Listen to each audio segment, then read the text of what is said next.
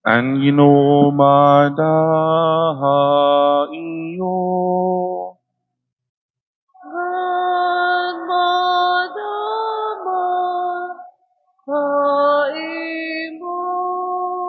Pagbasa ti kanang santos nga ebanghelyo nga sinurat ni San Mateo.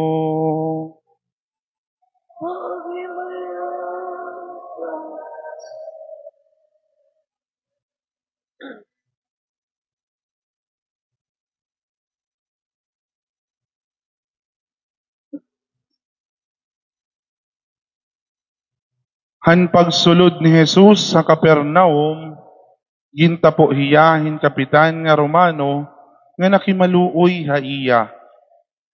Ginoo, masakit an akon surugoon, nahigda, diri nakakakiwa, nga nagkukuri hindoro.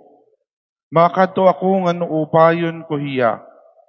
Nagsering Jesus, kundi binato ng kapitan, Ginoo, diri ako takos nga sumulod ka ha akon balay.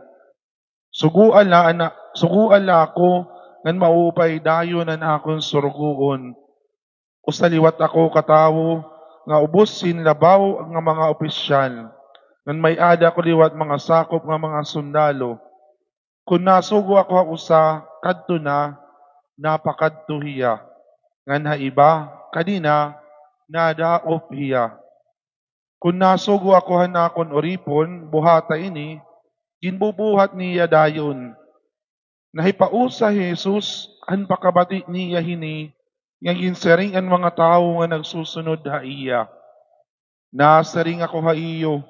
Waray pagod ako makakita ha Israel hinpagtuo sugad kadako ini. Tigam ni niyo ini.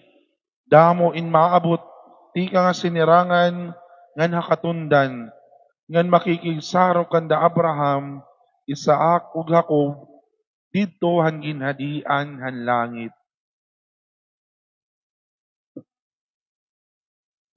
Mga kabugtuan ang ebanghelyo han Ginoo. Pagdayaon ka, Kristo.